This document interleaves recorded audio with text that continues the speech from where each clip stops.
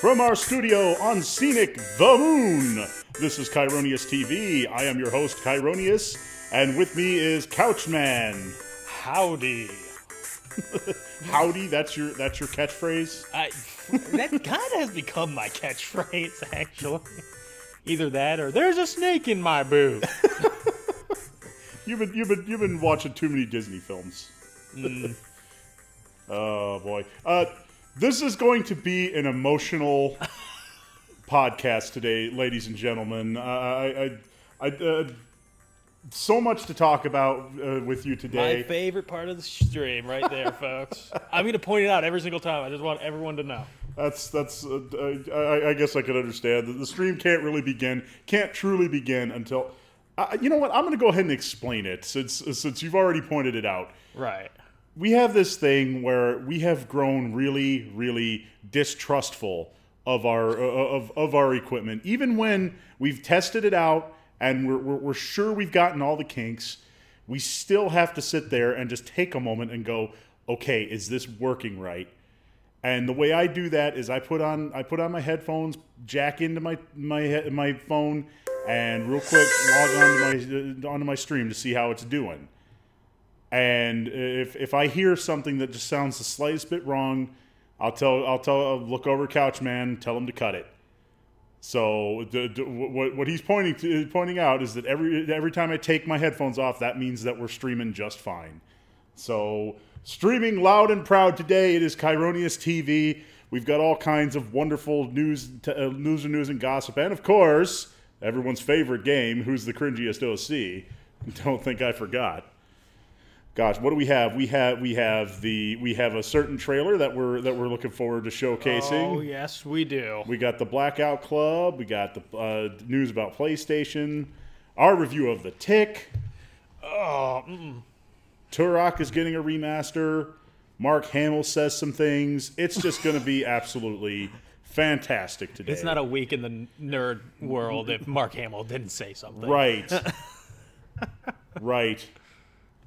I still remember when he accused Ted Cruz of being on the dark side. By the way, yeah, I want to say that was kind of our first That was like maybe like our first official political thing, apart from that embarrassing tirade I went on about Castlevania. No, I actually think that was a part of our first podcast. No, yeah, that was because technically we've been podcasting for a while.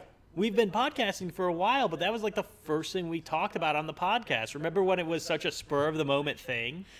Yeah, I suppose so. I think that's what it was. I'm not sure, but I'd have to go back and watch it.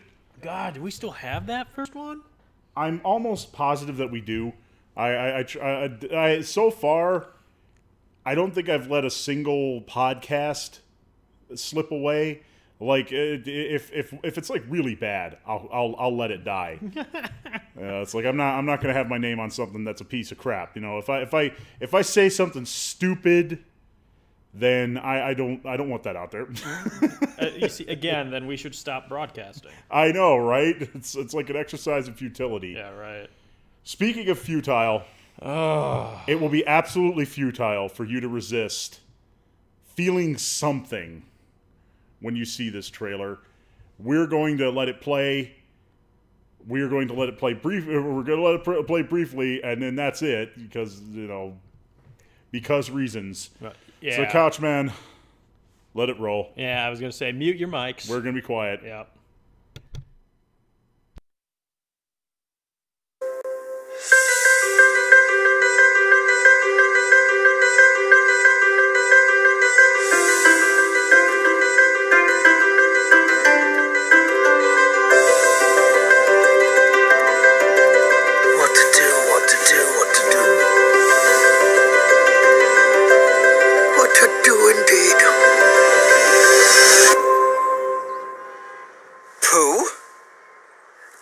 Robin. I've cracked. Oh, I don't see any cracks. A few wrinkles, maybe.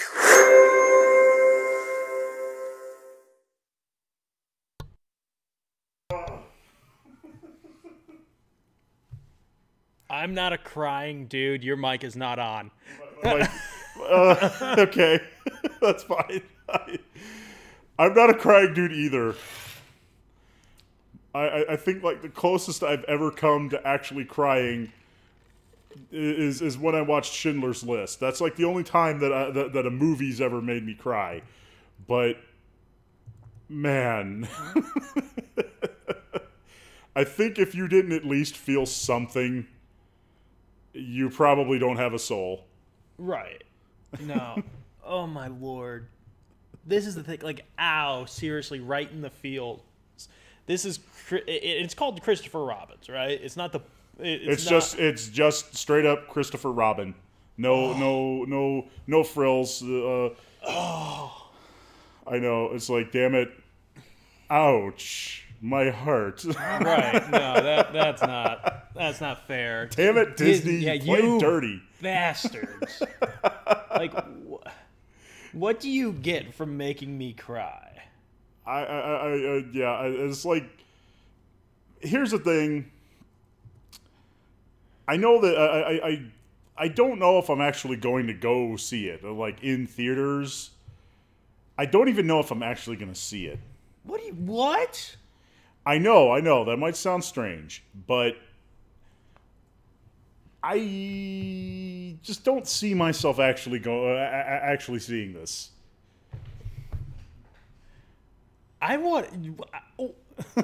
Why?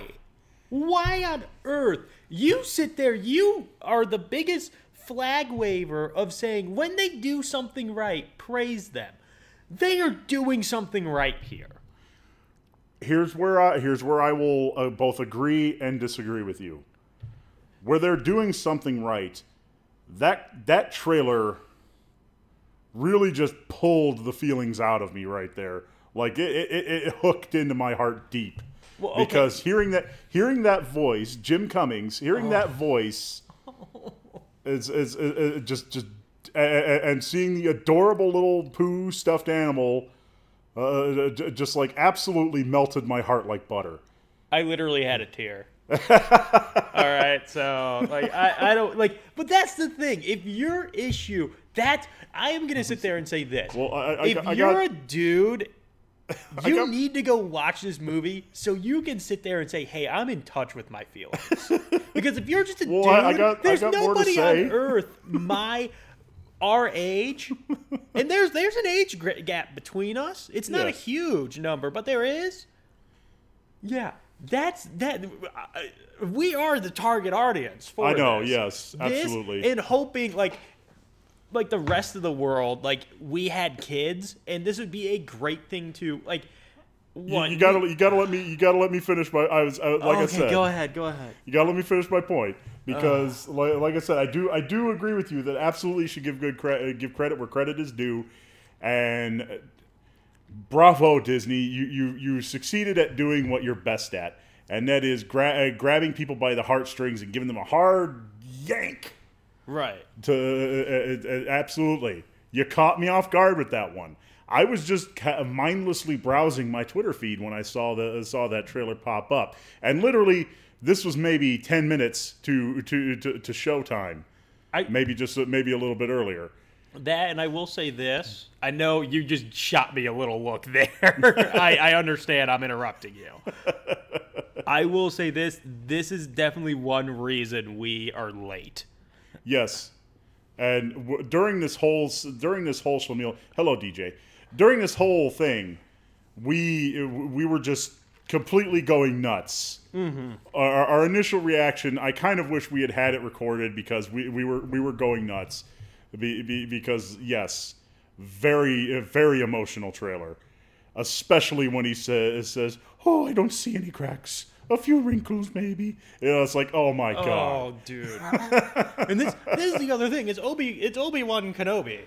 Ewan McGregor is Christopher Robin. Is Christopher Robin, but where I think it is wrong, where at least maybe not wrong. That's a bit strong to say.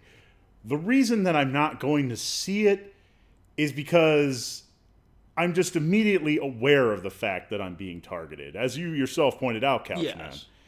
I don't like being targeted.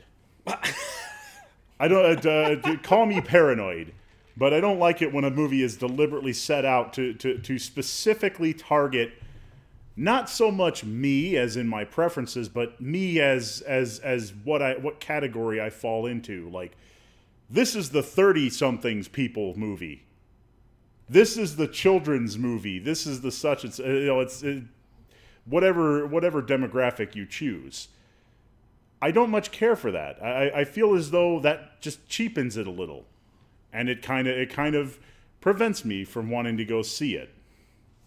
I don't know if that helps explain my position, but that's what I'm feeling right now. Again, you got to understand, I only just saw this trailer. No, do not lie. You are trying to explain this. Don't lie. You do, as a grown man. No grown man wants to go into a theater full of people and children and cry, because it's not. This is the thing, and you know they're gonna do it. They are going to Toy Story 3 are us hard with this movie. They're gonna Toy Story 3 our butts off. Where I was just like more confused when they were holding the hands and going into the whatever. My thing is, I will weep like a child in this movie theater if they sit there and have something, because there's even like that line, the last like bit of that thing, am I cracked? There's a huge possibility where it is just all in his head. Yeah, because he got a huge like news that, you know, some bad stuff is happening.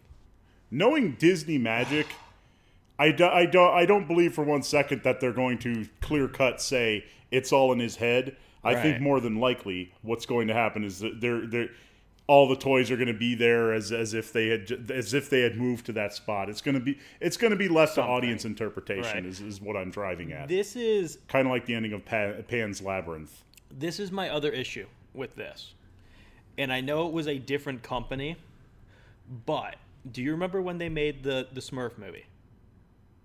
Yes, I do. Do you remember just Smurf Mania? Very briefly, yeah. DJ, it's very nice to know I got a friend in you. Well, you got a friend in me. Okay, if they get him to do the soundtrack to this, Randy Newman, I'll be like, but no. But this is the thing. I am more worried that this is, to me, just the 30-second clip we just showed, or it wasn't even 30 seconds. That seems more truthful than the Smurfs movie was, and I hope they don't sit there and try to cash grab like the Smurfs movie did. Because there's going to be an upsurge in Pooh toy sales. But that's fine. Where like, and we were joking about it beforehand, but I'm not gonna lie. Kids need Winnie the Pooh nowadays. Oh yes, definitely. If you have kids or if you are a kid, sit them down in front of Winnie the Pooh. Right. You seriously, I can't think of a more inoffensive show. like it's like one of the most harmless shows I could think of. Right. Other than maybe Homestar Runner. But yeah, that's definitely more. My point being, definitely watch Winnie the Pooh. I seriously think it would be a darker world without Winnie the Pooh in it. That said, I don't feel like I need to go into this movie. See, I'm not even gonna pretend. Where like normally I would sit there and pretend and wait for like a nephew or a cousin to come, and then I would drag them to it, so I'm not the creepy old dude. No, screw it. I'll go there by myself. I don't care. Okay, you know what? I tell you what. There is one condition I could see going to this, and that would be if somebody paid for my ticket.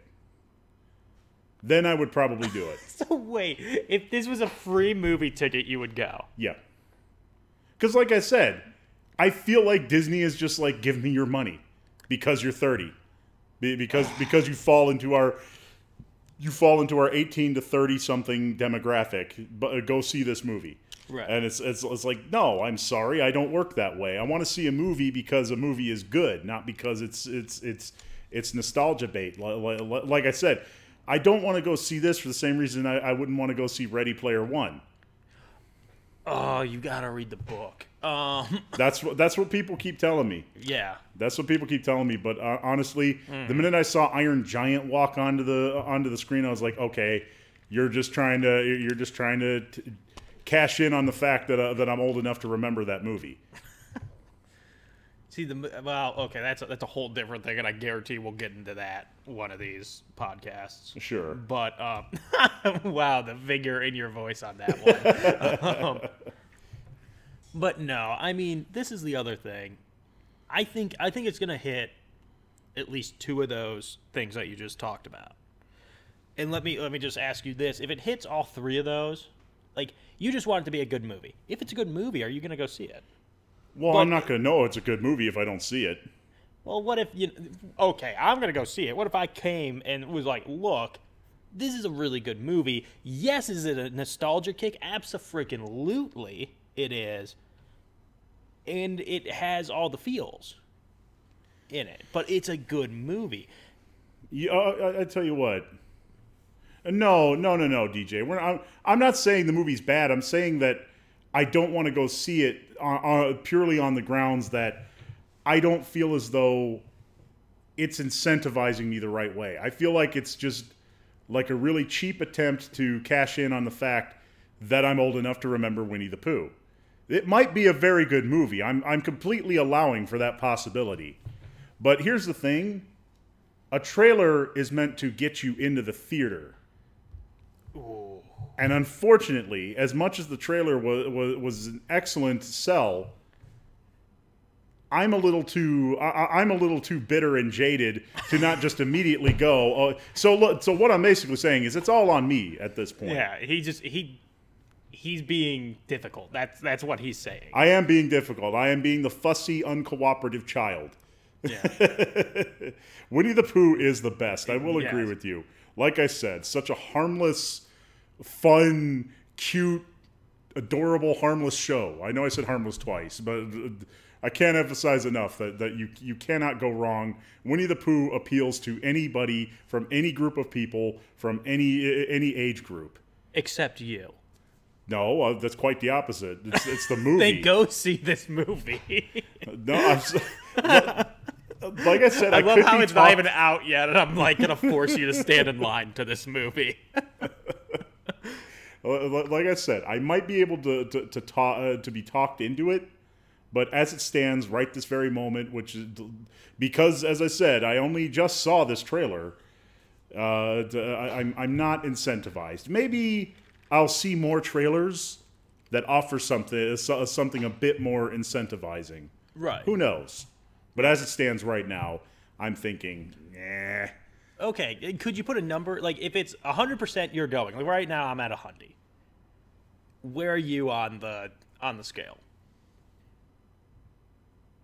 I want to say it's hard to put a number to it because like that's a lot of math to calculate whether or not somebody's just going to buy a ticket for me and say, "Come on, you bum, let's go see this movie." Because if that happens, we'll say 50%. Okay. Because there's a 50% chance somebody will buy me a ticket and take me to go see it. In which case, okay, I'll see it. If a friend wants me to go, or if the moons align and Jesus is kind to me, and also the spirits of the earth make it so, a girl asks me to go see it, then yeah, I'll definitely see it with them.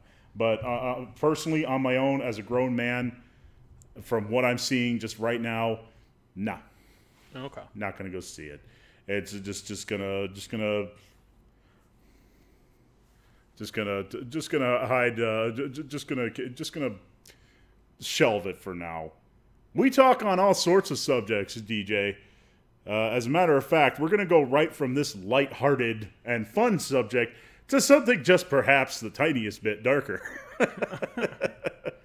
I decided to set everybody up with something lighthearted and fun like Winnie the Pooh because, again, that trailer, wow. It got me, man. And also in the feels. It got me right in the feels. And that's a sensitive area. Right. And also right now, according to at least the at least YouTube where we got it, it's #1 trending. Trending, yeah. Trending no big, right now. So no big surprise. The mega super supergiant Disney made a move, and made a strong move. It's kind of something people take notice of. Mm-hmm. But unfortunately, something that sometimes gets unnoticed is the disappearance of children, which is related to the next trailer we are about to reveal here. I'm talking, of course, about a game from the makers of BioShock, as I understand it, called The Blackout Club. Oh, that's what... Okay, you were telling me a little bit about this. I'm actually very excited about this now. A co-op horror game. Yeah. Yes.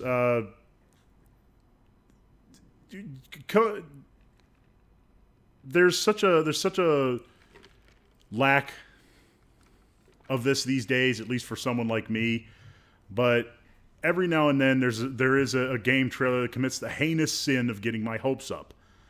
I have been starving for a good horror game lately, Couchman. Like, absolutely starving. Because you've got games like Evil Within, which at first I thought was going to be super cool, and then I found out that it's just like RE4, and it all takes place inside the guy's head, and it's basically got like this weird anime theme to it, which I'm just not into. Right. I mean, don't get me wrong. The Japanese are true masters of horror. I mean, they're true masters of what the hell horror. Yeah. Yeah. I'm like I said, credit where credit is due. Mm-hmm. But a co-op game where you and some friends try to take down a group of weird, creepy cultists from the perspective of a child, no less. I mean, honestly, is the world ever more scary than when you're a kid? Yeah, when you're an adult and you have to pay bills. That's true. Because all I got to do when I'm a kid is watch Winnie the Pooh. Boom, going right back around. But no, this is my thing. So you don't think there's a lot of horror games out right now? I don't think there's a lot of good horror games. There's plenty of horror games out. Yeah. But most of them just rely on the cheap jump scare, or a lot of them are just glorified first-person shooters.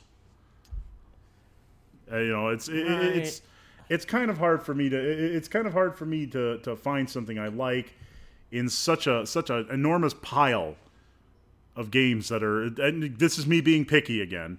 Because I know for some of you that works and that's fine, but for the most part I haven't been finding much that interests me.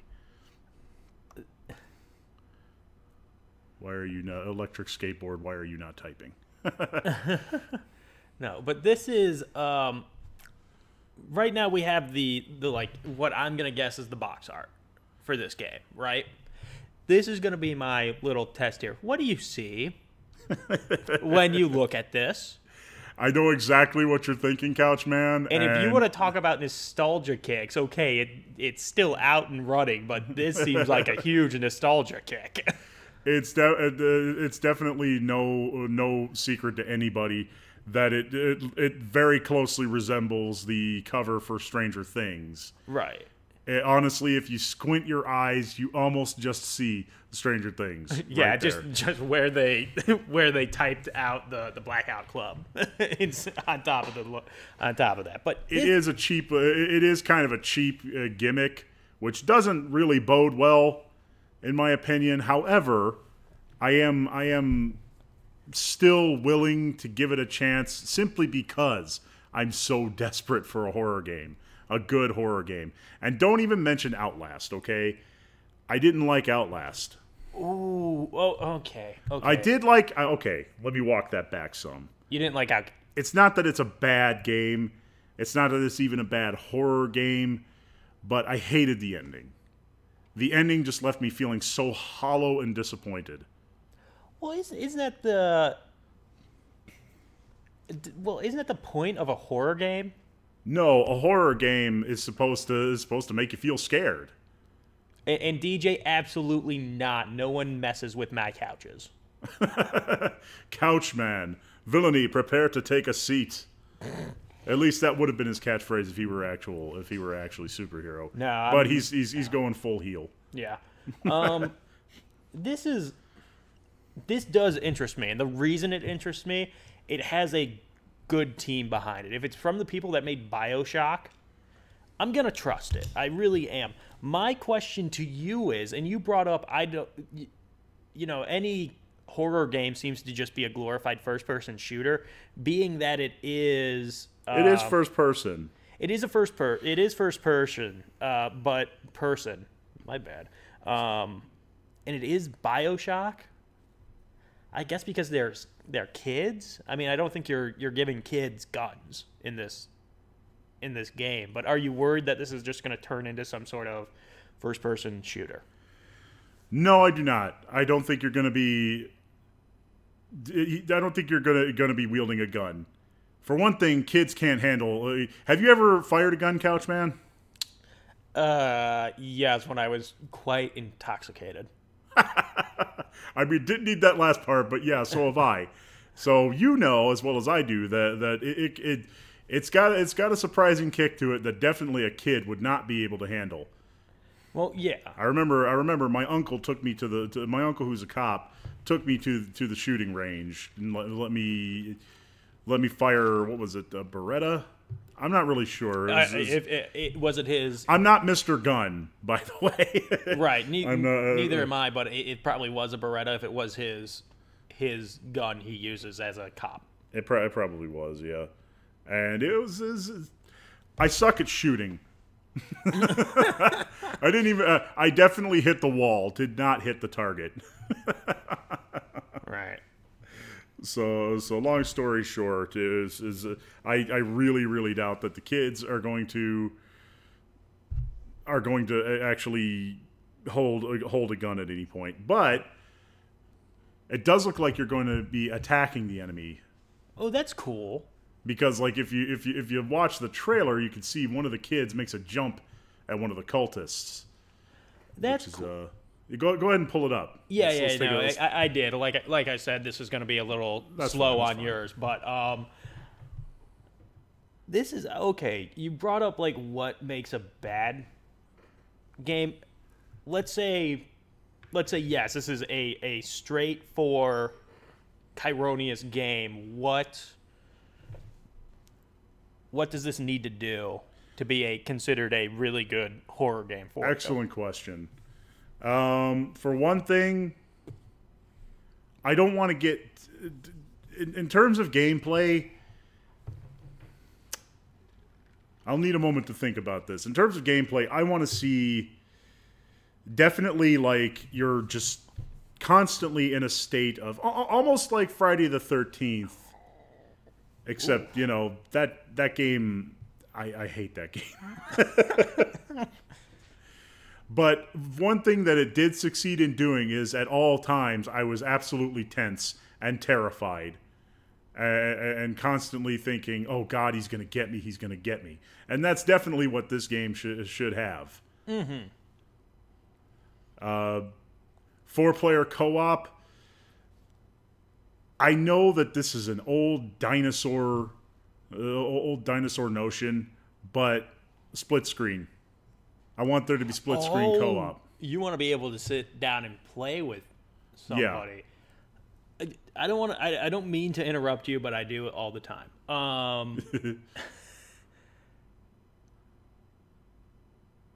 But I was actually somebody on.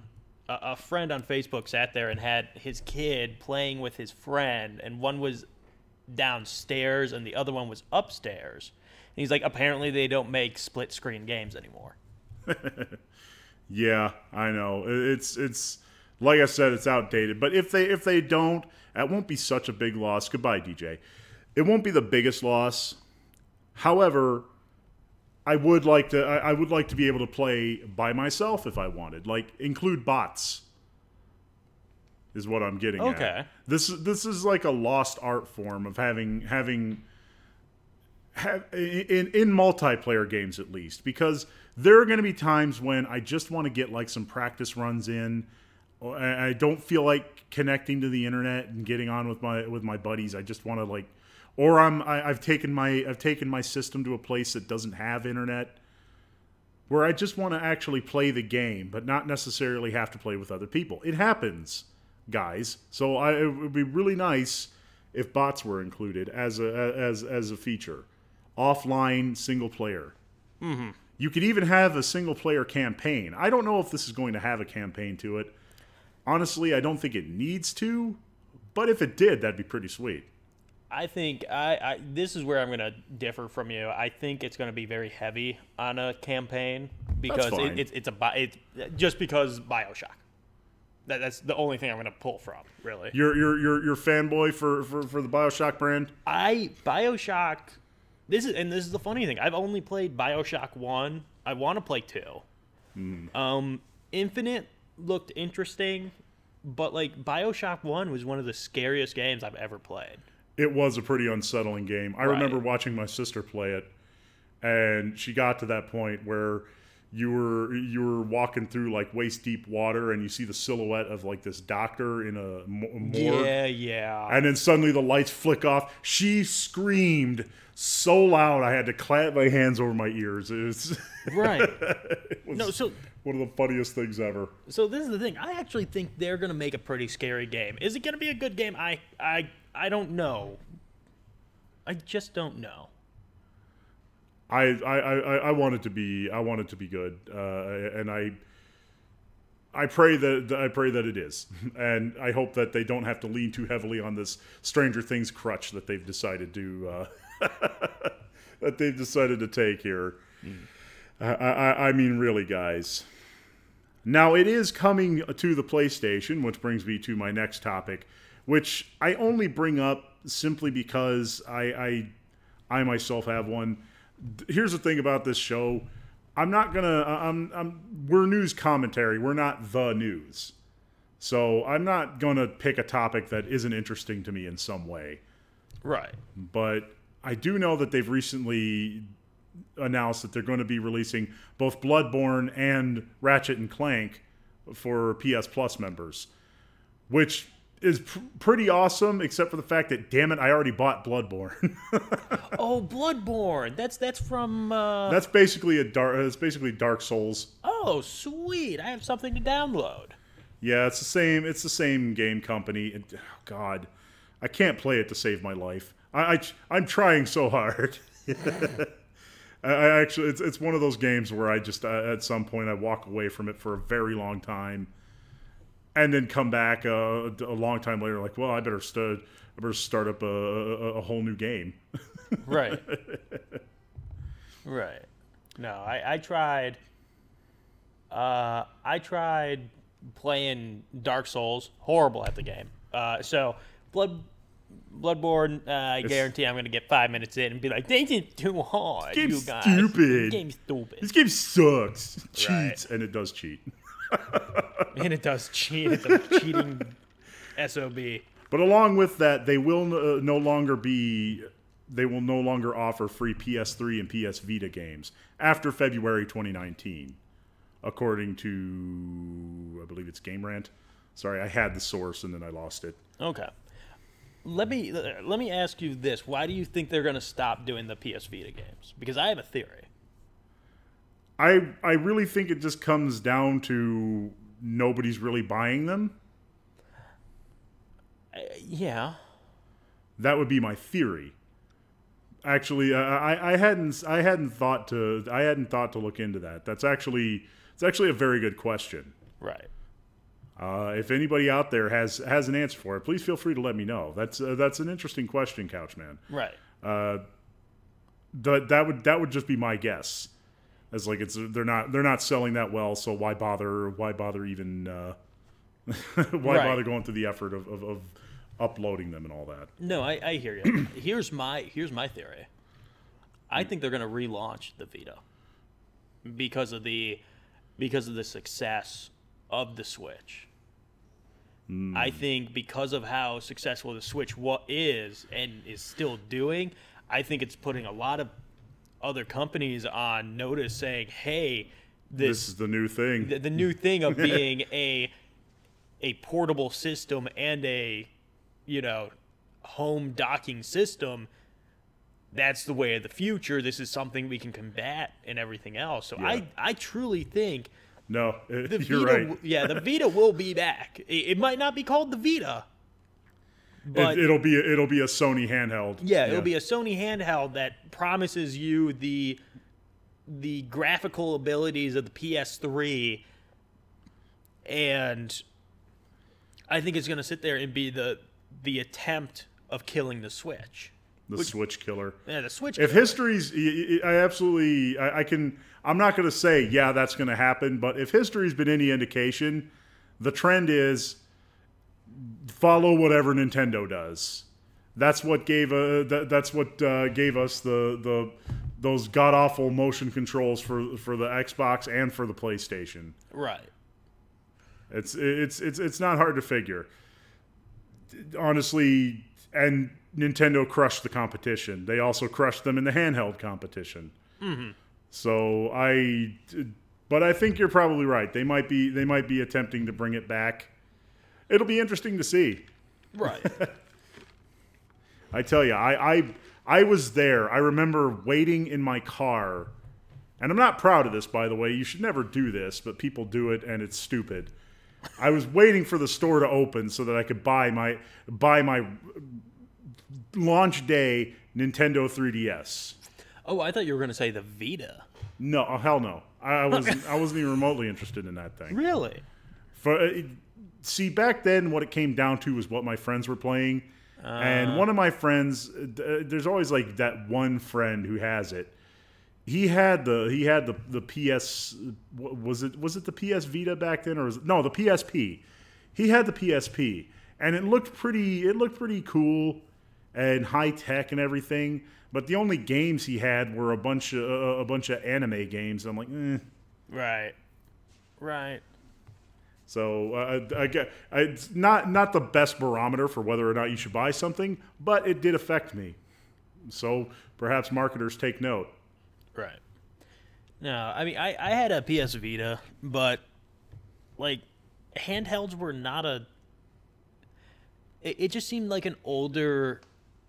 It seemed to me it was always like, oh, why do I want to run around with basically a Super Nintendo in my pocket when I'm playing things like, Ratchet and Clank and stuff like that, and I like this big giant 3D and graphics and everything else, and then again leave it to Nintendo to sit there and really be. The Nintendo Switch is the only competition for the Nintendo DS. That to me is like mind-boggling, and they're that's like hilarious. Yeah, and they're gonna sit there and say, we don't really care either way. We're winning, so we're not going to sit there and drop the DS off the face of the earth because it's still making money. Mm-hmm. Like that to me is crazy. Why they wouldn't just sit there and say, well, the DS is now dead because we have a portable killer. This is a news article that I only glimpsed, but in Japan they are shutting down Street Pass relays. What is that? I guess they're like little. Like I said, I only glimpsed it.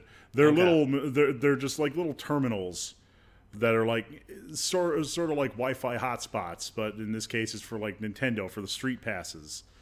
It's a little notification you get on your Nintendo to like special events coming up, or even actual digital content. Really? Yeah, it's nifty. It's neat. I still have my 3DS. It has gotten me through many a long, dark, cold, lonely night here on the moon, and I just absolutely love the thing. And I'm a little sad though. The battery's kind of getting to the point where it's like it needs a new charge after just like an hour of playing. Oh.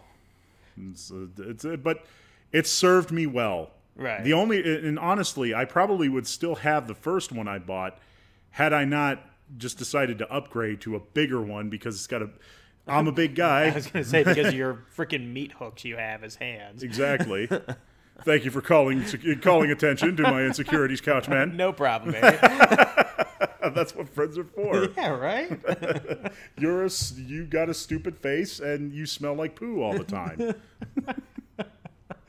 But yes,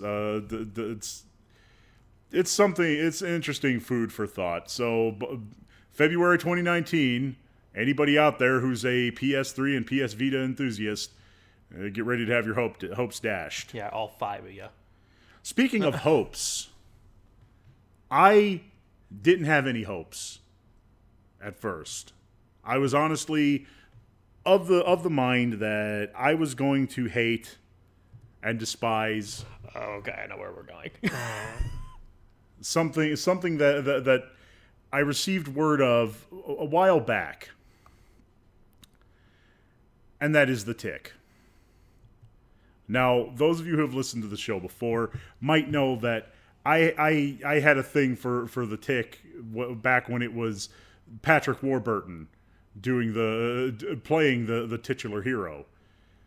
But it wasn't until I saw the actual screenshot, actual footage of The Tick in action. Forgive me if I mispronounce this name. Peter Serafinowicz. I'm gonna. That's pretty close. I don't know it, but good lord, if that's actually anything like you just pronounced it, yeah, no, pass. But I mean, just freaking look at this guy. Right. Once I saw that, and once I heard him spouting his Tick dialogue, you really have to hear it for yourself. It's absolutely just, it's just great. Couchman, I know you started watching it. I finished the series. Same here. Yeah, I got through the end of the series, and I was just like, wow. Dude. I mean, really, I was so pleasantly surprised by this show. I didn't know what to do. I didn't know the feelings to process. I was like, yay, yay, right. I'm having fun. I'm enjoying myself. No, I mean, okay. And this is coming from a guy that actually used to read some Tick comic books. Yeah, bear in mind, my only exposure to it has been the 90s animated cartoon and the live action starring Patrick Warburton. Right. And you know, I've seen all three of those and loved all three. Like, the comic books are crazy, but I don't really think it touches, like, besides side characters get a little bit more nuts. But, like, the TV show both versions did a great job of doing it, doing the comic book justice. This came along, and I'm not going to lie, and people listening probably recall me saying, wait, you've seen this, what do you think about it? And you said, it's really good, you should probably watch it. I refused to believe that this was any good. Yeah, no, I was of the same mind. It's for one thing, it's a remake. Yeah, I hate remakes, just as a general rule. Mm-hmm. But I just love that moment when I asked you about it. And you're like, oh my God, please tell me that you like it. And I was like, yes. And you're like, oh, thank God, that's all. No, but seriously, and you were saying it was weird to process it. This is what I feel about this show. It did everything right. Yeah. I want to do this to it. I just want to hold it, give it a giant embrace, hold it. And just say, don't ever leave me. I know. It's like, thank you. Yeah. Thank you for being good.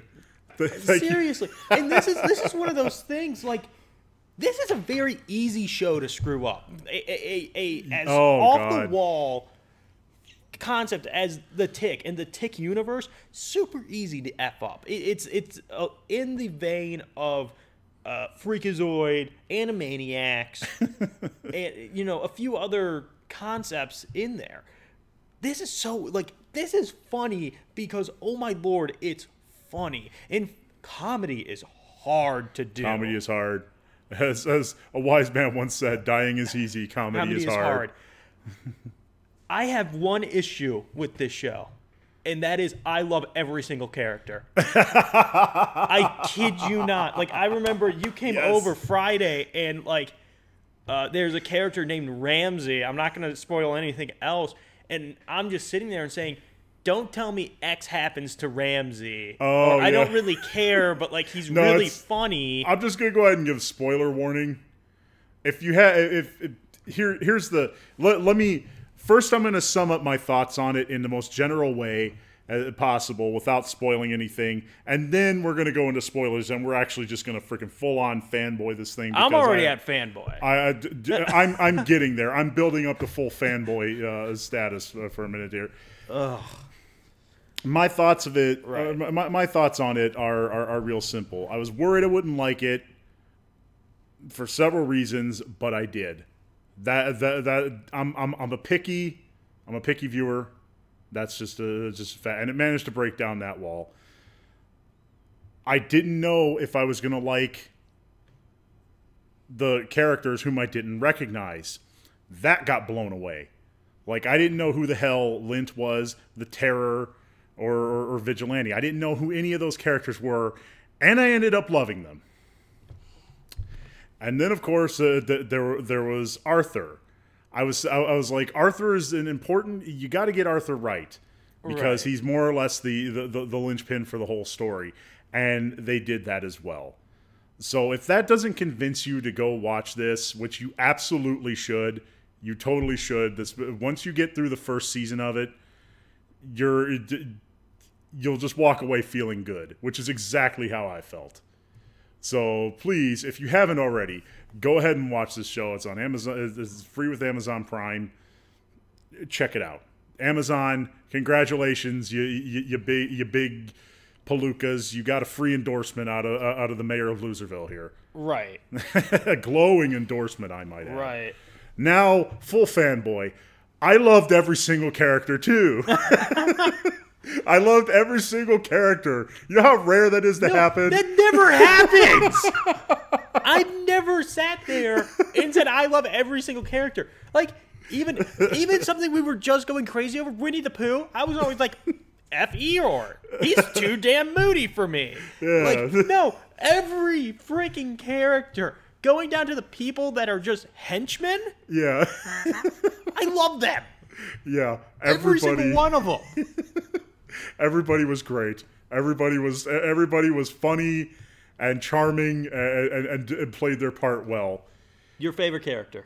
My favorite character? Well, okay, excluding the Tick. Bring him in. No, I want to know who your favorite character in this entire show is. Well, I mean, I love the Tick. He's my favorite character. He's the reason I wanted to watch this. He's what got me through the door. Once I saw that they did the Tick right, I was like, all right, okay, that's good enough for me. But like, there are other characters who I like. Okay. Primarily from the Rogues Gallery. Say his name. It's definitely a toss-up between Lint and the Terror. He is such a badass. Like, way more than I was. Like, he could give Loki and Joker a run for their money on their best day, I think. And that's what I'm starting to think. I'm like, my initial thought is like, holy crap, you accidentally made an actually intimidating character. Right. Like, he is so freaking scary, intimidating, and cool, and not just in a parody kind of way. Like, you actually felt the stakes were raised every time he came onto the screen. And I love how when he and Arthur finally meet up, and he pops in and goes, cliffhanger! And then it cuts to black. It's like, screw you. Screw you, you bastard. Oh, man. It's so good. Just, I'm never ever going to say, turn us off and go do something. Turn us off and go watch this. Okay, I hate it. Like, fire me later, but seriously. Yeah, no, I'm in agreement. You should watch this. You could join the conversation. You could tell us who your favorite character was. And while I'm not someone who endorses binge watching, that's probably what you'd have to do. Oh no, there was zero way I wasn't gonna binge watch this, but like, I took my time. Oh, I know you do. Well, that's you. Yeah, of course. You sit there and like militantly do that. And trust me, it's a struggle to do. I bet I've got to force myself to do it, especially with a show like that I like this much. I can't believe you could do it with this. Don't tell me you didn't watch 3 the first time. You watched 3 episodes. That's 3 hours. There were times when I did watch 2 episodes back to back. I'm not proud of it, but I did. Right. I just could not stop myself. I was like, oh, I got to see what happens next. The Terror, like, oh my lord, has skyrocketed up of the villainy chart to almost godlike speed where it's ridiculous. One of my favorite lines, and they have this whole thing where what I don't want to get too spoily. I know you're No, we're full on spoilers. Oh, full on spoiler? Okay. Yeah, it's not like a huge spoiler, but like there's this giant company, and this giant company makes a certain type of soft drink. Yes. And there's this whole part where, like, if you really watch in the background, this soft drink, like, commercial keeps on playing. So, like, when it is finally revealed, like, hey, this is my company, you idiots. Stuff like that's my best terror, by the way. Oh, my God. He's just an old man, too. And that's the other best thing about him. He's just an old, evil man. And God bless, who did it? Oh, I'm so sorry, because I'm pretty sure you don't have his name right off the top of your head. And I'm going to ask you who did. Not off the top of my head, no. I'll figure that out after I get my little rant here done. But there's a line he says where he brings up the company and the soft drink. And he goes, you know, that was me, right?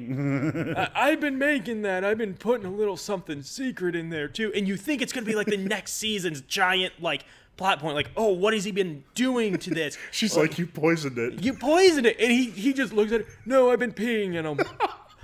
And I just sat there. And I'm like, oh, my God. Oh, my God. And, like, during this entire time, he's just laying on a desk, like, kind of, like, sad. Like, oh, no, I'm peeing in them. Not everything is poison. Bow to the master, ladies and gentlemen. Bow to the master. He freaking trolled the entire world. But he's so good. That was like, oh my God. He's so good. That the dude who did the terror. There isn't one person where normally you can sit there and be like, oh, I would have, like, if you were gonna do this correctly, you get this guy to play this role. Nobody. You can say that about nobody in this. There's nobody that's gonna do better. No, I really, really am just like so stunned, because like, Couchman, you pointed this out before the show. We're not always in simpatico with our opinions on things, like right. Like the Pooh movie, for example. Exactly, which I can't believe. We have our differing opinions, but at this one moment in time, take note, folks. At this one moment in time, we are completely in sync on this. We love this damn show. Yeah. I really just walked away feeling good. And I know that if you watch it, you'll feel that way too, because I didn't have any expectations. If there was one thing that I didn't like, it was Arthur. At least at first. Okay. At least at first, but then I grew to like him because that was the whole thing. It was his journey. You know, because like he's kind of whiny, and honestly, I felt like the story was getting just a little too dark and depressing at some points. But then it all just came around, and it's like I'm watching The Tick. Like there's no way I could mistake this for any other thing.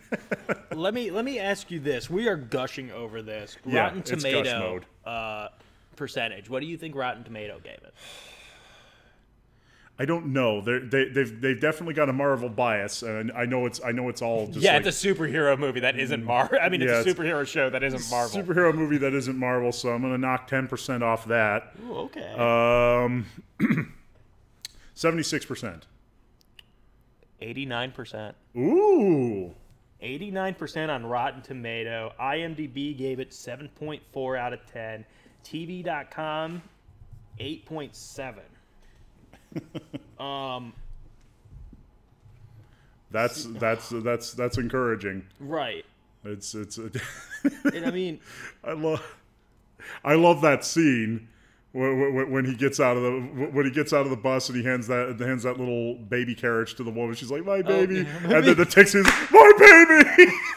Oh yeah. Like, yeah. His first, like, real heroic thing he does. Yeah, I know. It's just, I love how completely unflappable the Tick is. He's just a big, dumb, lovable doofus. And that's another thing. They played around with his origin. They sort of tried to mislead you as to what his origin actually was. They end up not actually going into it, which is fine by me. I hope I never, ever find out who the Tick is or where he came from. I just want him to be the Tick. Couchman, enlighten me. Do they go into it in the comic?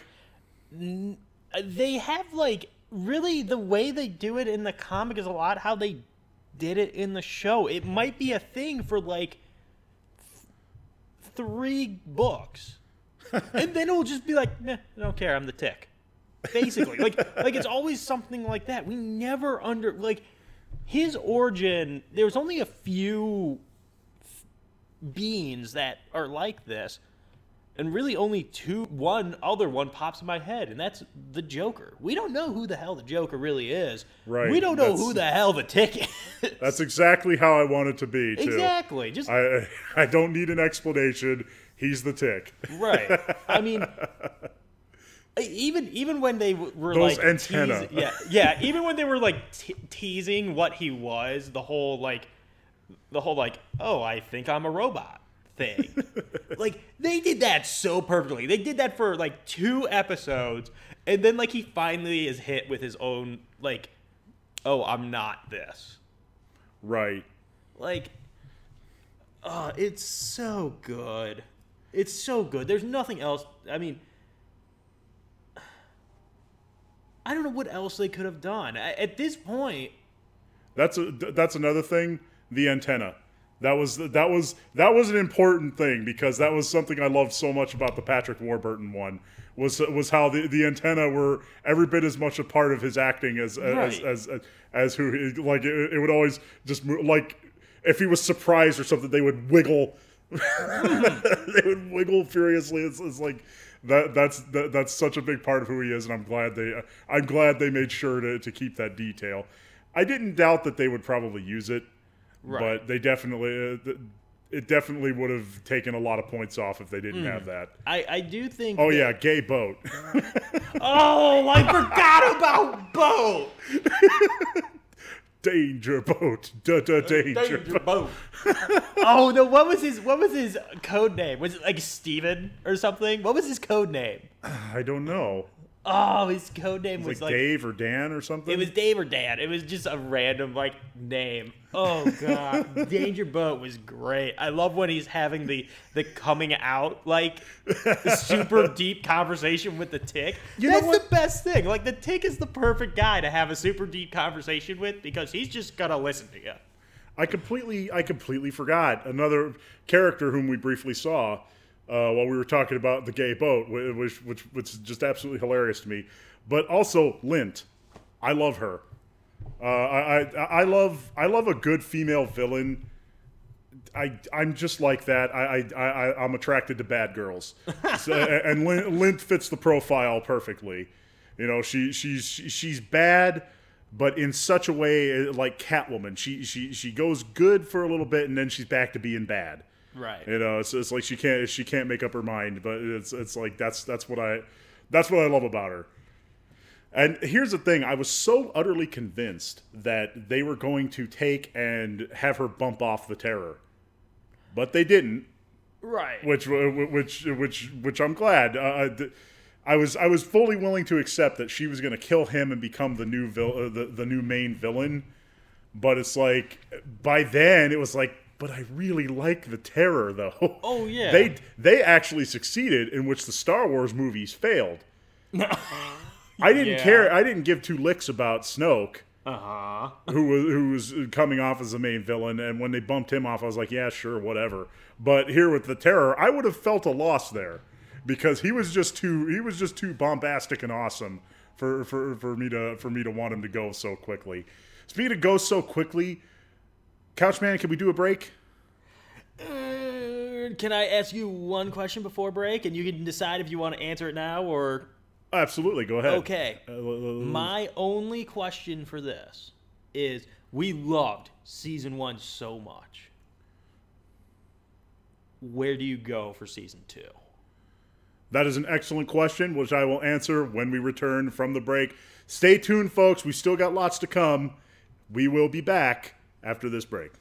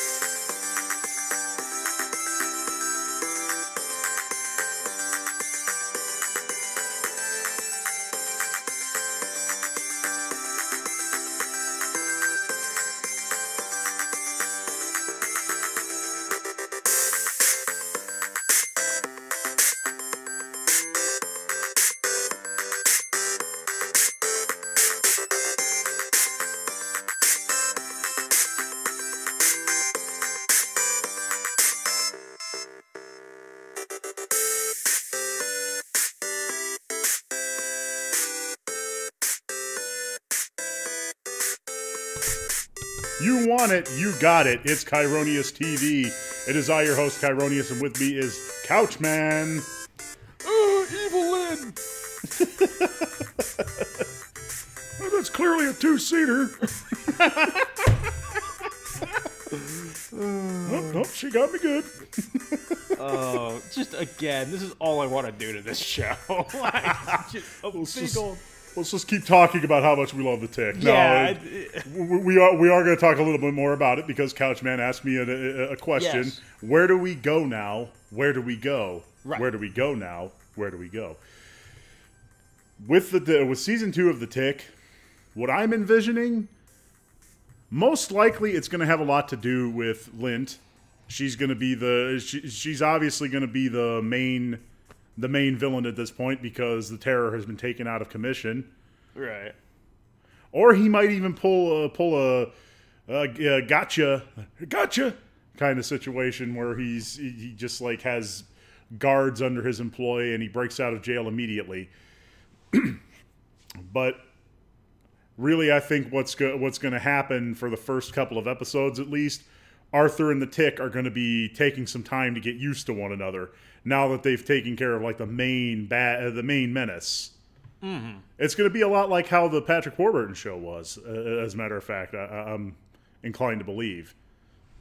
But at a certain point, the story is going to develop more and more. There's going to be stuff going on in the background. Lint is going to be doing her thing. The Terror is probably going to be plotting from his prison cell. Mm-hmm. And I think what's most important is that they just do it in a humorous way, and I'll be satisfied. Just keep doing what you guys have been doing so far. I have full confidence in you. Yeah, and that's like scary to say. I do have full confidence in them. I don't think they're gonna F it up. It's so odd. It wouldn't surprise me if they sit there and kind of take a page out of the comic books and have some sort of like road trip-esque.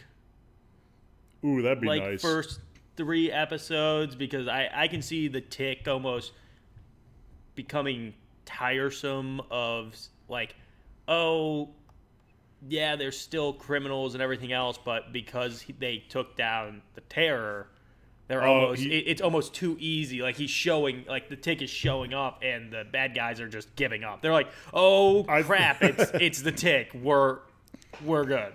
I'm actually picturing something more the opposite. Really? Yeah, I think that Arthur is kind of going to get sick of the Tick. Because like now that he's done his big thing, what he needs to do, what he felt he needed to do, mm-hmm. Now he's got this big blue lunkhead following him around, saying, "Arthur, we've got to fight for justice," and right. that's gonna wear on his nerves because Arthur is kind of a down to earth guy in this one. He's not like in the previous show where he wanted to be a superhero. Yeah, like he was told, like in the comic books and the other TV show, he was totally okay being a sidekick. Yeah, he's like, I'm 100% all in. Let's do this. This Arthur is a bit more reluctant. Right. So I think that in that case, yeah, he's gonna get a little tired of the Tick, and they're probably gonna have a bit of a falling out, and Tick's gonna wander off on his own, and because he's the Tick, he's gonna be all confused and lost like a child, because that's essentially what he is. He's a big man child. Right. This is my other question for you. Do you think they're going to sit there and pull almost, because when like the very last word the Terror said was, no, you idiot, I'm not trying to take over the world, I'm trying to save it. And then, boom, here comes Empyrean, and he freezes him. Therefore, completely making him shut up. I don't remember him saying he was going to save it. He says something in those lines. Like, in that type of, like, I'm trying. He doesn't say save it. He says protect it. No, it was more along the lines of he's going to make it more suitable for someone like him. Now I'm about to say let's go to another break and watch the end of it. But like, this is my thing. I think the first couple episodes wouldn't, like, a road trip would kind of be cool. And I'd love to see that, yeah. And I think you could sit there and have, some other heroes, be that some favorites from the TV show or the comic books or something like that, come in. And we had a conversation about this later. Overkill, I don't remember him being in the comics or the TV shows. He definitely wasn't in the TV shows. Right. But there was a character somewhat similar to him called the Chainsaw Vigilante, who literally just wore black leather. He almost looked like Ghost Rider with a smiley face cardboard with a paper bag over his head. and he just ran around with a chainsaw. So, like, I was like, okay, maybe that's who he is. But, like, if they did that, they could sit there and have a little wink and nod to that type of hero. Or even Man-Bat. I was just going to say, I miss Batman-Well. Yeah, Batman-Well. Yeah, Batman-Well. Oh, I'm not going to lie. When the Russian agents came and they were in the caddy, I thought that was Batman-Well. I was like, oh my God. Because don't you remember the Batman-Well mobile was just a really awesome caddy with like leopard skin interior? He basically just adopted for himself a variation of his own name, Manuel. Just added bat to it, Batman-Well. Batman-Well. But I think you're probably gonna see, and like I'm interested to see what Argus is. Argus is gonna be cool. Argus? That's Brother Eye, or Big Brother. You remember the place they got done trying to. Aegis. Aegis. What did I call it? Argus? Yeah. Yeah. That would be interesting. Speaking of interesting, or rather not very interesting, because well, you know what? No, that's a topic we'll get to perhaps later, but there is a not necessarily reboot. There's a Constantine series coming to the CW Seed streaming service. Oh, it's a streaming service only. That's what I assume CW Seed is. Okay. We do research here on Chironius TV, right? I honestly didn't even, because like so little of CW's content interests me. So when I saw this, I was like, "Whoa, hey, that's interesting." Mm-hmm. Everybody's favorite supernatural wanker is coming to the CW. I just wanted an excuse to say wanker. Wanker, you wanker. You wanker. You bloody wanker. Piss off. I read maybe one or two of the graphic novels. See, that's interesting to me. And the trailer, which we do not currently have, the trailer featured a scene from the blame Winnie the Pooh for that. The scene was actually pretty much directly out of the graphic novel, which I thought was nice. That's a real that's a real nice touch. It's so rare that we get to see that, unfortunately. Right. No, when something like that happens, when you're like, oh my goodness, I can arcing back to the comic book, and this is straight out of the comic book, that does give you hope. Here's something I don't expect to see: the holy water beer.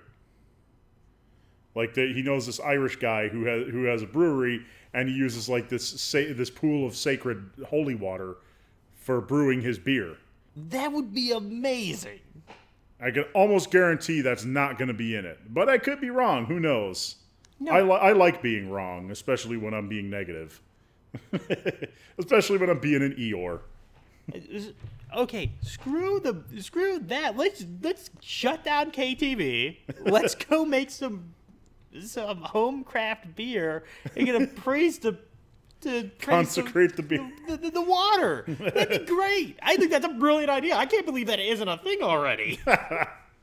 Well, you know, the church doesn't exactly encourage drinking, but you know, that's neither here nor there. Before that, I had only ever seen the Constantine. You know, the Keanu Reeves Constantine. This is back before he was John Wick, ladies and gentlemen. This is back when I knew him as Neo from The Matrix, and before that was Ted. Yeah, he was Theodore Logan. Something. It was William Prescott, Esquire, and Theodore Logan. He was an Esquire. Yeah. Theodore Logan. That's back when I knew him as Ted. Which, you know, as a kid, I loved those movies. I still do. They're still hilarious. So you can check them out. I'm sure people would disagree with me, but, you know, screw them. It's my show. You have to agree with me or you suck. You gotta agree with me, or he's gonna force you to do the show with him, people. But I am at least partially excited for this, and this is coming from someone who's is just a little bit fed up with all the cynical Brits out there. Wait, what? You can't just say that without explaining. What do you mean? Listen, Constantine was a cynical, douchey Brit before it was cool. Right. Basically, he was like that before YouTube made it too mainstream. I mean, if you go on YouTube, all you can find are a bunch of videos made by cynical British guys who just hate everybody and everything around them. It's like, dude, seriously, lighten up. But their Cockney accents are so. Oh, I know. That's the thing. Yeah, that's why seriously, that's what's going on. That's why people like their thing so much. It's like, ooh, I just love those accents. It's like. I've told you this before, but I go to sleep listening to a certain British video game troupe. I mean, you could endorse them on here. I listen to the Yogscast. Yogscast? Yeah, to like they got really big doing Minecraft videos. And now they're doing a whole bunch of other stuff. But it's not like because it's a good video. It's just their freaking voices are so like, okay, night time, good night. Well, I mean, I would watch, speaking of Minecraft videos, I would watch Stampy Longnose or Stampy Longhead or whatever his name is. He did a show where it was like, it's got nothing to do with his accent, though. It's got more to do with, like, he's just so friendly and unassuming. God, I hope so, with a name like that. It's like, well, I mean, that's his gamer tag, I know. Obviously. but it's like, you'd have to really just be a crappy person to hate someone like that. Right. You hate all that is friendly and nice. Right. So, kind of like if you hated Winnie the Pooh. Right. Or refused to go see it in theaters. But I'm sorry, Couch Man. I have my reasons. Every man's got to pick his hill to die on, and this is mine. This is a poor decision. I will not be pandered to. I must be seduced through the mind, not through the instinct. That's why I always get hacked off whenever I see something that's like overly sexual. Like it's pandering to my base nature. It's like, listen, I got the internet. It's like I don't know if you caught the news flash, but it's like I can type TITTIES in my search bar, and boom, I got what I want. So when something tries to pander to me, I take exception to it. Way to go! You completely derailed our talk about whatever the hell it was. Constantine. And really, I like Constantine, so that was quite interesting. Yeah. So I'm looking forward to it. In short, let me ask you this, because it's on a streaming service, correct? It's on their streaming service. Riddle me this, Chironius. If this streaming service sat there and gave you 2 episodes, so it gave you the pilot and episode 2 completely for free, but the rest of the season you have to sit there and pay for, are you going to pay for it? And let's say no, $7.99 a month. No, I don't even pay for Netflix. Yo ho, yo ho? No, I just know somebody who has an account. Oh, and they forgot to pull it off yours. Yeah, no, I don't. I have very little interest in things outside of video games mostly. So when I talk about it, it's because it's caught my interest, or it's caught everybody else's interest, and I'm just sitting here wondering why. Right.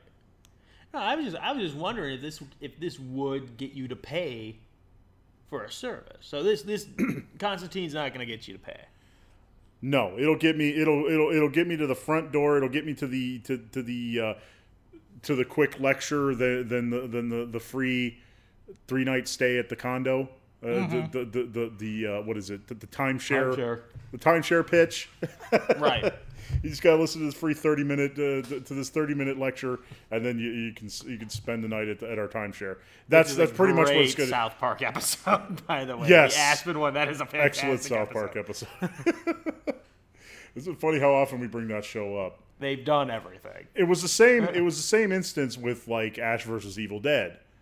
It's like Stars is like, hey, come join our streaming service. We've got Ash versus Evil Dead. And then it came out on Netflix, and it's like, I'm sorry, Stars. Right. So it's like, and even if it was just exclusive to Stars, it's like, really, yeah, I'm a cheap bastard. Wait, then how are you getting? Okay, explain the. Do you pay for Prime? What? No. Again, I know I have a friend who has an account. And I just use his. Oh, your friend's too nice. Oh, you know. Oh, that's crazy. I'm gonna go home. I'm gonna go to my side of the moon base and figure out you're stealing off of my crap or not. So you just like, oh, that look SOB. You look at your purchase history and you're like, wow, that's a lot of porn. Wow, that's a lot of. It's a lot of leather. It's a lot of feet. It's a lot of furry underwear he buys. Oh God! Speaking of furry underwear. Oh God! Yes. What? Speaking of furry underwear, I saw this meme on the internet where it's He-Man and like patches of his skin on like his thighs have stubble where he's clearly shaved what is supposed to be his fur loincloth. Oh, that's funny. Yeah, essentially implying that it was never a fur loincloth. He was just naked. You know, and it's like, oh my God, he's not a natural blonde.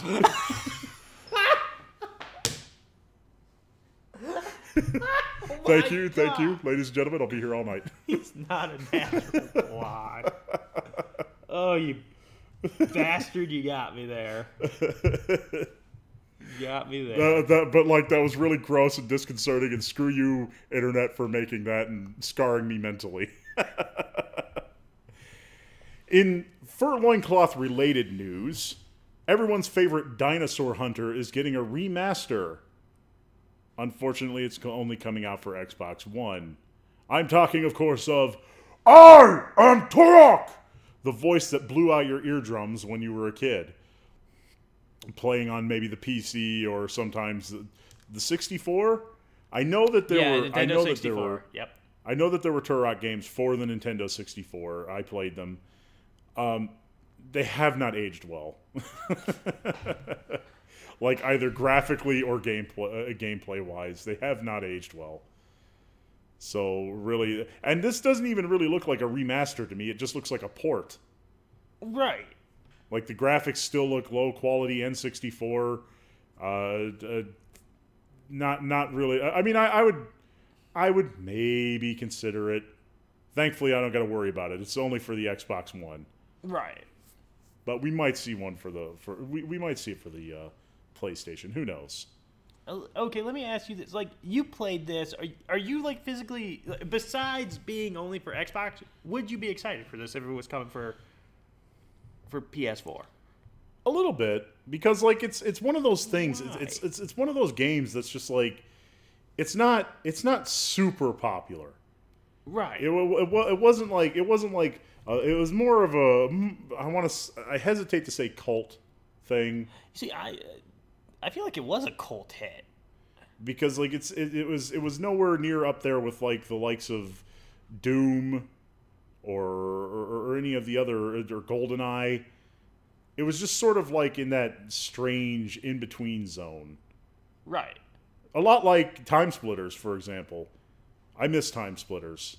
That's another game title that I'd like to see come back, but not holding my breath.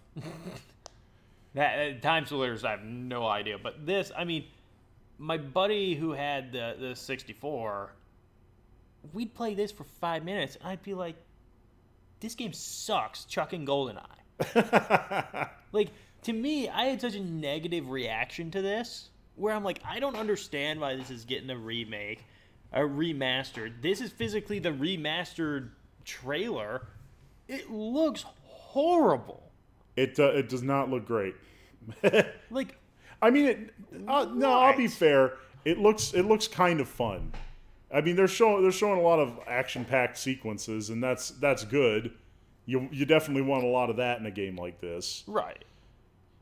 But really, the first Turok game that I played was I guess it was the second one, whichever one it is, where you are transported to this, I don't know, alien spaceship, and there's this blue chick who's telling you that you gotta stop the bad guy from doing the bad thing. Yeah, that's the second one. Okay, yeah, the second one. And I thought it was pretty cool. I liked any game that has like lizard men in it. It's just automatically gets like 5 points on its score, just automatically, because I don't know, for some reason I just thought that was kind of cool. That's why I like Spider-Man. That's why I like Batman. It's like you have Killer Croc and you have Doc Connors. It's a weird thing of mine, but I just think it's so cool. I just remember hating this game. Really? Yeah. No, it was hard. No, it wasn't even like that. It was hard. I actually kind of remember it being surprisingly easy. I remember the controllers were odd and the one for the Xbox 360 was pitifully easy. Like all you had to do was just use your knife to stab the dinosaurs in the brain. And it's like, I'm sorry, that's a broken game. Right. I think like a lot of people would just rather that game remain forgotten, and I'm sorry to bring it up, but I have to. And then you took away his cool Native American theme look, and you just turned him into a generic dude bro with a mohawk. Right. It's like, no thanks. That's no. That was pretty much like the era of the muscle bound hero. You know, it's because we had Kratos to thank for that. Well, don't thank Kratos for that. We had the cat from Half-Life. We had Master Chief. If anything, Kratos was the most character driven. I'm talking about like the muscle bound type of character. Like he's just like, freaking got to be raw, got to be extreme and hardcore. Oh, okay, yeah, maybe you can thank Kratos for that. You can thank Kratos for that one. But dude, his deep V. Yeah, deep Vs. Hey, yeah, you don't got to tell me about them deep Vs. I understand. But bro, his deep V. His deep V on his cock. Oh, but speaking of deep V. Ew. Students are throwing out their violent video games in protest over violent video games, according to Game Rant. I don't know where, I don't know when, and honestly, this story could be completely unsubstantiated. The point is that it doesn't matter. Can we just please act like adults about this kind of thing? Moving on. I don't even want to talk about it any more than that. It's really moving on. Here's the highlight. I wish I hadn't even written it down on my news log. I think it's fake. Yeah, let's just fake news, real news, whatever the case may be. It's just not important anymore. Right. Speaking of not important anymore, Mark Hamill claims that he does not believe Luke Skywalker is dead, according to comic book resources. Now, remember, here on Chironius TV, we read the clickbait so that you don't have to, and if anybody's clickbait is comic book resources. I thought you were going to say Mark Hamill's. I was like, that He says, quote, "I refuse to believe he's gone. My theory is he just teleported somewhere else and left his robe behind." It was sort of done in a joking way, so don't get your hopes up too high. Personally, I think he's actually gone. From a story standpoint, they set it up in such a way as to make it so that he was dead, and I'm kind of the mind that they should maybe just stay the course. It's like bringing him back would just feel like straight up pandering. This is coming from somebody who thinks Skywalker was probably the only redeemable thing of The Last Jedi in my book. Mm-hmm. Oh, I remember. You hated that movie. And I will say this. I like that he died. I don't like the way he died. But I like that. I like it. It's okay in my book. They could have done it better, but it's okay in my book. You know what they're going to do, though. They're going to sit there and bring him back in ghost, Force ghost form. That's what I'm envisioning, Force ghost. For freaking 80% of the movie. So at that point, and that's the thing. I'm almost willing to say, if you have Mark Hamill back, if you have Luke Skywalker back in any shape or form, be that Force ghost, corporeal form, or whatever, the whole him disappearing act and everything else, him dying scene, which that's what it was. It was a dying scene. Even he looks up to the sky and he sees the two suns, and you hear the. It was almost like that scene in Gladiator. No, it was hearkening back to the first time he sits on top of his aunt's house and looks up to the two moons, and is like. Well, I get that. What I mean when I say Gladiator, it's like at the end of the movie. Spoiler alert, by the way. Yeah, for something that's 25 years old. By the way, watch Gladiator. That's such a good movie. That is a really good movie. It's a fantastic movie. But the end sequence where he's finally brought down Comatus, and he's just seeing his family and like his farm and everything. It's all flashing before his eyes. He's on the verge of death. And I'm getting a little choked up just thinking about it because that's such a good movie. That's kind of what it was like. And I don't know, it just feels like it'd be kind of awkward and stupid. And why kill him off if he's going to come back? Why make it... Then again, I guess they sort of tried to do it in Empire Strikes Back. Because they had Han Solo in Carbonite, and they had Lando Calrissian piloting the Millennium Falcon wearing Han Solo's outfit. Right. And as a kid, and even to this very day, it just seemed to me like it's like, oh, they were trying to set it up as if he was going to replace Han Solo, aren't they? I know, it's like, as I understand it, I think during that time there was some. Please feel free to look this up. And by the way, send me a message when you find out. As I understand it, Harrison Ford was sort of like, okay, I don't want to do this anymore. Right. So I think that's why they were setting it up that way. Mm-hmm. And maybe they're just trying to do a callback. By the way, stop doing callbacks. This movie's supposed to take place in the future. It's supposed to be moving ahead in the timeline. Things aren't. I can accept that things are going to be different. All right, just do it well. That's the thing. You accuse fans of this series of whining that it's not like the old movies, but here's the problem. You're trying so hard to make them like the old movies, and you're doing it poorly, I might add, that you're making it that's why we're complaining. Right. It's not that it is, why can't, I mean, Lucas did it with the prequels. He had the right idea, he just put it in the wrong sequence in the timeline. He should have done all that crazy CG and stuff as the next 3 movies. But I'm getting ahead of myself. No, you're... I said that I would withhold final judgment on it until I've seen the next movie or the last movie. It might not even be a trilogy. They might pull a double blind on us, and be like, "Whoa, guys, you thought this was going to be a trilogy?" Like a part 1, part 2, like episode. What would it be? It would be 9. Episode 9. Yeah, part 1, part 2. Yeah, something like that, or maybe just more movies. Maybe just keep going until the money dries up. Oh, that'll be never. Well, be never. Well, no, it might be never for a little while, but I honestly think that it might be never for the Star Wars franchise as a whole. But I think for the new movies, the money will eventually dry up. People are going to get sick of it. They're already sick of it. Right. Of all the Star Wars movies that are being churned out. That's a messed up thing to say.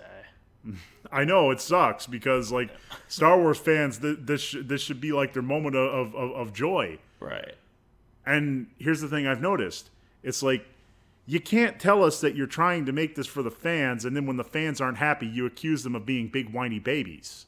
You kind of have a problem there. I think you've lost your way.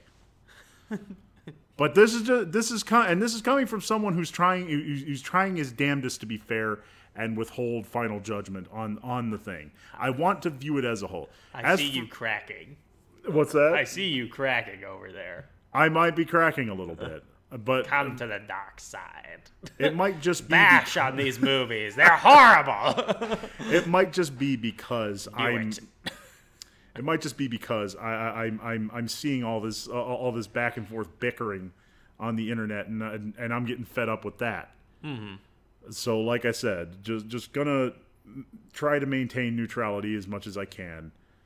But hey, we mentioned horrible. I've got some horrible for you. It's time for... no! I'm sitting there going, like, what do you want me to pull up? We don't have anything else. We're at the end here. No, you can't do this. No, it's time for everybody's favorite game show. It's time for Who's the Cringiest OC? Are you pulling up the thing, or you don't have to? Oh, I don't. Yeah, I don't. Yeah, we can just launch straight into it. Oh, sugar. No, it's okay. You've been working hard today.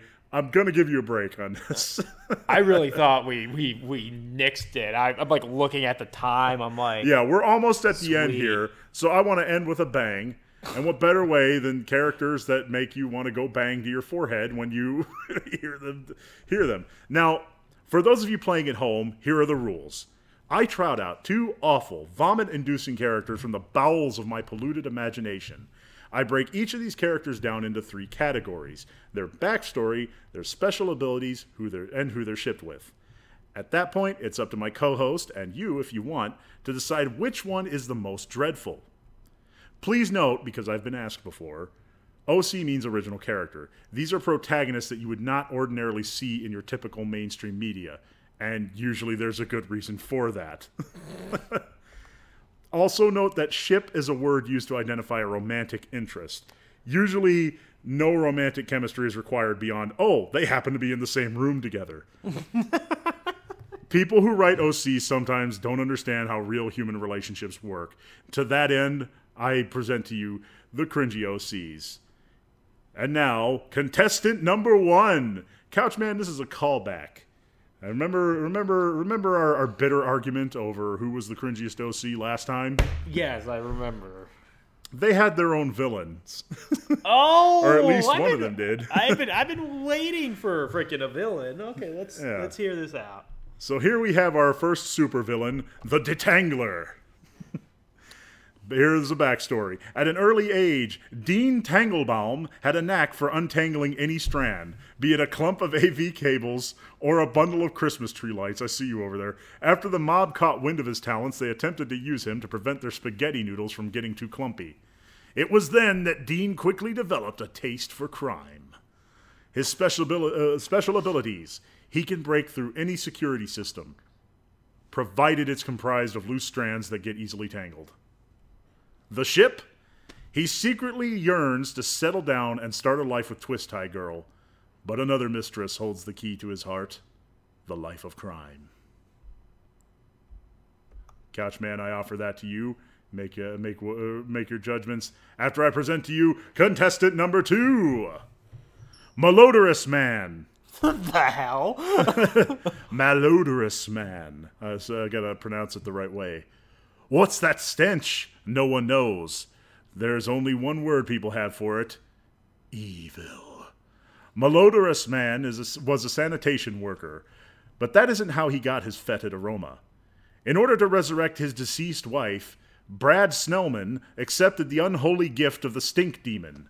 Sadly, when his newly restored wife smelled him for the first time, she divorced him and left him, broken and alone. but the odor of evil always rises and leaves a lingering stench. Malodorous Man has come to put some stank on peace.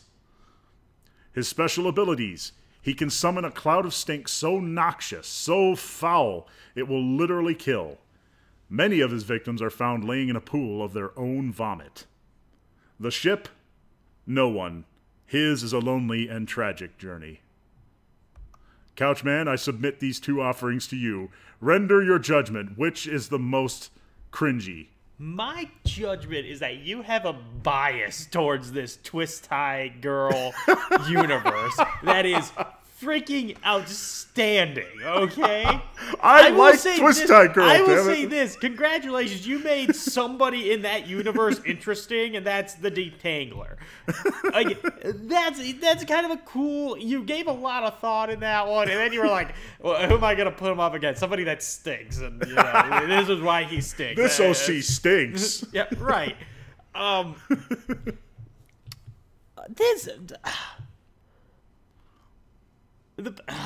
basically ripped off of the Two-Face storyline, by the way. No, you really did, but like, this is the thing where where Twist Tie Girl, to me, didn't have a story whatsoever. It was just like, F it, I'm Twist Tie Girl now. Where, like, the Detangler has a very interesting story. He has what people like to call character. Damn it, then I'm not doing my job right. No, you're really not, because all of a sudden, like, I wouldn't mind reading a comic about the Detangler. Especially if it's a straight-up a rogue-esque type of book where it's like, okay, here he goes, and he's going to break in this bank. Let me ask you this. With modern technology and everything else, wires in like a touchpad or something, like, can he break into that and he can get in, right? Someone would have to undo the panel for him. Like, he can't just like, it's a screw. Like, he can't. I mean, he could probably get the panel off himself if he really tried. Right. But honestly, if the entire system is dependent on the wires being aligned a certain way, yeah, that's he could break through it. But other than that, it's a niche market he's pandering to. You see, like, I'm not gonna lie, I think that's a lot cooler than I think you realize you made it. Shut up. Like, the cringiest is the stink dude. Malodorous Man. Malodorous Man is the name's ridiculous. You were going for the 90-cent word right there, weren't you? I had like 3 different names for him. What? I had Fetid Man, I had Updraft, and Updraft didn't get it. Well, I mean, that sounded a little too legit. These have to be cringy OCs, Couch Man. Okay, I feel like you're Jack Kirby and I'm freaking Stan Lee and I'm throwing crap at you. Do better. I wonder to bet that's exactly how it went down. Yeah, probably. You're garbage. You're garbage, Jack. I'm gonna sign my name on your comic book now. Created by Stan Lee. See, I don't know why I'm putting him in the mob or having that type of accent. Stan Lee, see? But no. Yeah, the cringiest is Stinky Man. Stinky Man. Yeah, that was another one of the test names. So yes, we have a winner. The cringiest OC is the Malodorous Man. Yeah, but congratulations, you are putting so much. You did not. You wanted me to pick Stinky Man. Don't sit there and lie to me. You wanted the Twist Tie Girl universe, TGU, to have a win. TGU needs to get some traction. Green-lighted. I'm putting all my eggs in that basket, okay? I'm not planting as you said before, you're planting your flag in the TGU. That is my hill to die on. Twist Tie Girl is it. She is going to be the flagship character of my comic book universe, okay? At least she has a cool villain. Congratulations, you're going to be the DC of this, where all the villains are so much cooler than the damn heroes. I'm fine with that. I'm fine with the villain being cooler. But Twist Tie Girl is it for me. And speaking of it, this has been a blast, ladies and gentlemen. We've enjoyed this geek out session with you, and we hope for many more to come. Be sure to join us Thursday for Old Man Games. But until then, we'll see you next time. Hold up, before we leave, what's happening this Monday? You drive me nuts sometimes. You thought I'd forgot, Couchman. I was just testing you. And you passed. You got a D-. I was just testing you to make sure you're paying attention. I have put the word out on social media, but Couchman has a point. I should probably announce it here. Monday is the big day where not only do we reveal the beard, this festering thatch that I've been growing on my chin for the past couple months, that for some reason people thought I should grow, but we will be opening up our Minecraft world to the public. Come join us, build, craft, destroy, whatever the case may be. Shargazu will be pleased either way. But you'll be doing it with us, your faithful hosts, right here on Kyronius TV. Am I forgetting anything else, Couchman? You owe me $7.50. Okay, well, I'm not so sure about that. But if you can find it somewhere up my butt, it's all yours. This has been Kyronius TV. We will see you next time. Later, losers. TGU sucks.